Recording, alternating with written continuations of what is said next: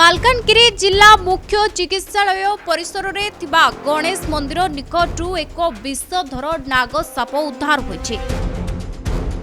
सकाळ समय सापटी को देखि चिकित्सालय कर्मचारी और रोगी संपर्कियों मध्य आतंक खेली जाइतिला।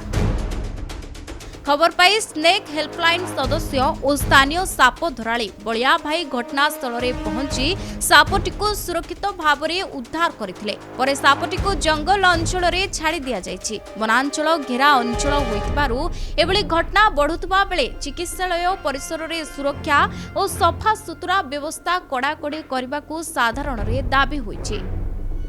एक्चुअली आम डीएचएच माने जो गणेश मूर्ति थाए डेली प्रत्यह पूजा हुए तो आसिक से जगह गोटे साप रही जोटा सका पूजा हवा पूर्व मौसा और अलग स्टाफ मैंने समस्त देखी तो इमिडिएटली स्नेक हेल्पलाइन वाला को कॉल दिया आमर लोकाली वेरी फेमस बलिया भी आसिक लास्ट को पहुँचते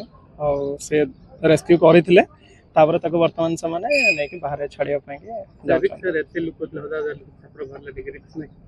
हाँ रिस्क जदिव अच्छी जेहेतु यहाँ वनांचल एरिया तो मोस्टली तो बहुत कमनली माने अच्छा समस्ते साप गुड़ाक तो यहाँ नाग साप होता एक्चुअली